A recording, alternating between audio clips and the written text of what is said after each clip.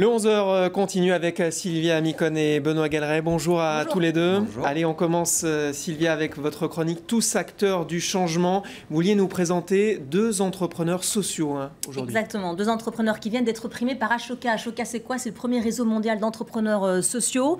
C'est vraiment une pépinière de talents. Elle repère chaque année des éléments à très fort potentiel. Des acteurs du changement, elle les accompagne, elle les guide, elle les coach, elle leur permet de changer d'échelle. Et vous étiez donc mercredi à Paris pour cette nouvelle promotion. Exactement, on y était avec Clémentine Vaud. Alors 5 talents ont été promus, que je vous invite vraiment à découvrir. Nous, on a choisi de vous en présenter deux. Il s'agit de Guilhem Chéron, c'est le fondateur de La Ruche qui dit oui. Alors certains d'entre vous connaissent déjà La Ruche qui dit oui. Ce n'est pas un novice, c'est une entreprise qui est en pleine expansion. Et puis le deuxième entrepreneur, c'est Christian Vanizette, c'est le cofondateur de Make Sense. 26 ans, plein d'idées, une pêche d'enfer et lui aussi un très fort potentiel. On va s'arrêter sur eux quelques instants, leurs défis, le principe de leur business, l'innovation sociale qu'ils portent et leur développement.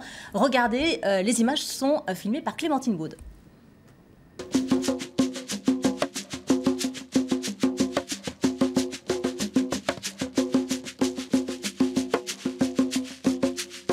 C'est un système qui permet de faire ses courses directement aux producteurs locaux qui sont proches de chez vous. Donc vous avez 5 jours de vente par semaine en ligne. Vous pouvez pendant 5 jours faire votre petit marché. Il y a tous les produits agricoles, c'est pas des paniers, vous choisissez ce que vous voulez. La Ruche qui dit oui, elle essaye vraiment de s'ouvrir sur le plus grand nombre avec une expérience de consommation qui est ouverte. Il n'y a pas d'engagement à l'avance, on n'achète pas les produits à l'avance.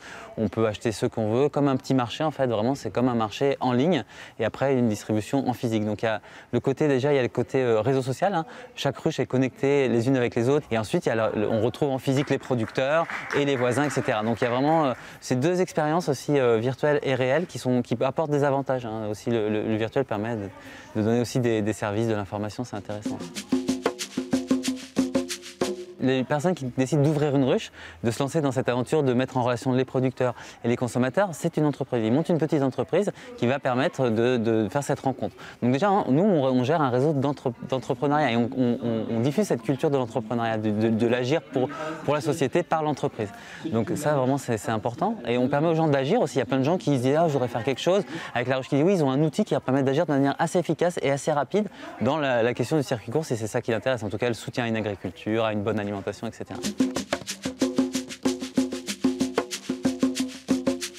Nous, le réseau, plus il y a de ruches, plus ça marche. C'est le contraire de la concurrence d'habitude. C'est qu'il y a une ruche, il y en a une à côté, et les deux vont plus marcher que s'il n'y en a qu'une. Donc ça, c'est intéressant. Donc il en faut de plus en plus pour que ça marche, pour soutenir cette agriculture, pour créer un engouement. Même pour l'agriculture, on en est là. On voudrait participer avec tous les circuits courts à ça. Et ensuite, notre vision, c'est aussi, on rentre dans des logiques de R&D, de recherche et développement, d'offrir des outils de plus en plus sophistiqués, pointus et adaptés à ce monde agricole pour leur permettre de se développer. Donc on va travailler sur la logistique, sur le stockage, sur plein d'outils qui vont optimiser les circuits courts.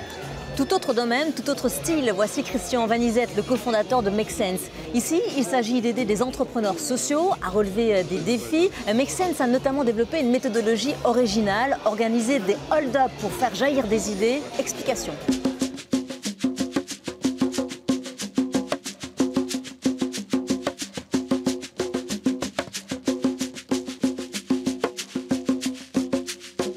Donc le principe de Make Sense, on trouve des entrepreneurs sociaux, comme vous en montrez chaque semaine dans votre émission, et ils postent leurs défis du moment, c'est-à-dire les problèmes auxquels ils font face et où ils ont besoin d'aide. Un exemple, une plateforme en Angleterre qui s'appelle Student Funder, pour financer les études des élèves à l'aide de crowdfunding. Donc plein de personnes mettent 20 € sur un site internet pour qu'il ait, va nous poster comme défi quel doit être mon modèle économique.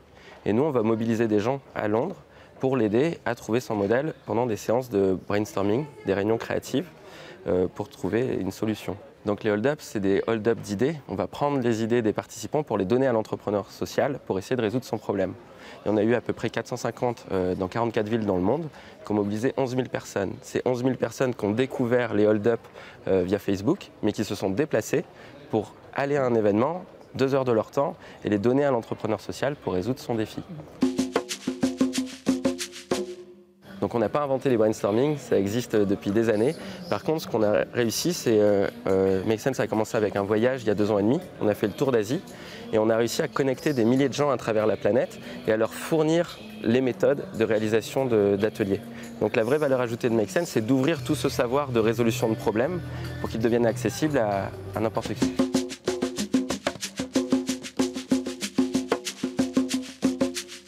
c'est l'ambition dans quelques temps, c'est que comme des gens se lèvent le matin, ils vont sur Google pour chercher une information, qu'à chaque fois qu'ils pensent ce que je fais aujourd'hui dans mon travail n'a pas trop de sens, qu'ils aillent sur www.makesense.org.